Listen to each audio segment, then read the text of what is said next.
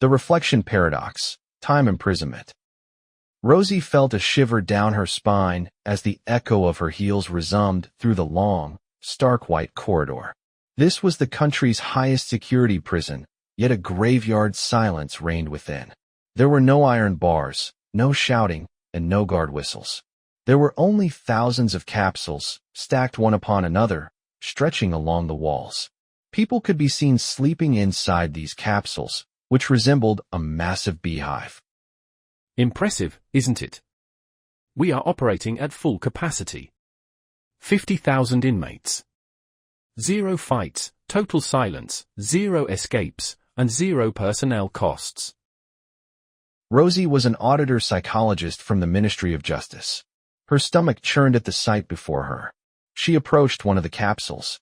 The man inside had his eyes closed, but his eyelids were twitching rapidly, as if he were in REM sleep. His face was drenched in sweat, and his muscles jerked involuntarily. Are they sleeping? Yes and no. Julian said, pulling a metal box from his pocket. He held up a small tube containing a blue, gel-like liquid. Chronos-B. A new generation neurochemical conductor. It overstimulates the hippocampus, the region of the brain that manages time perception. Thanks to this drug, 1 minute in the real world feels like 1 year in their minds. Julian held the tube up to the light and smiled. This man has been put into an 8-hour sleep. But in his mind, he will serve 480 years in prison.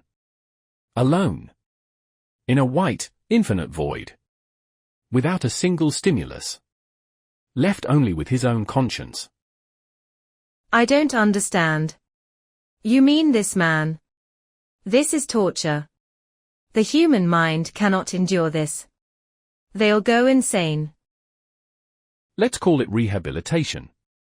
We used to feed criminals for 20 years, they lived off our taxes and committed crimes again when they got out. Now? They enter in the morning, they leave in the evening. But in their minds, centuries have passed. When they come out, they feel so old, so exhausted, that they don't even dare to litter. We are bringing them back to society, Rosie. Rosie took out her digital notepad with trembling hands. I'm going to shut this facility down. This is inhumane. I will write everything in my report. This isn't a prison, it's a madness factory. Julian's expression did not change. In fact, a look of pity appeared in his eyes. He checked his watch. Writing a report is exhausting work.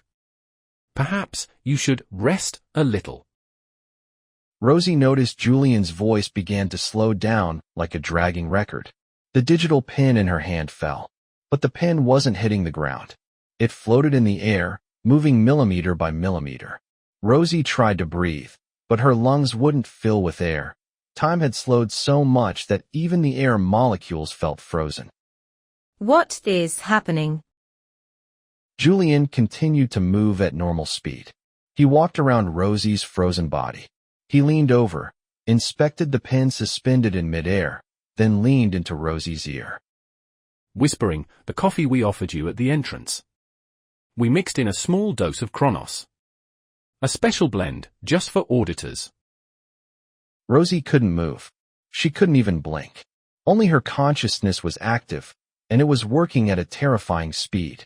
Even Julian's blink took days to complete. Don't worry. We didn't give you a full dose.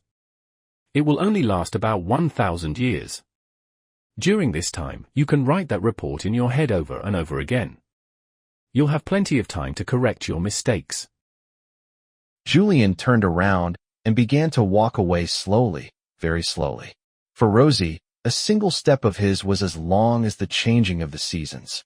The corridor lights flickered, and in that moment, Rosie realized that the real hell was not fire. Real hell was an unending instant. As her pen finally hit the floor, Rosie began to scream in her mind.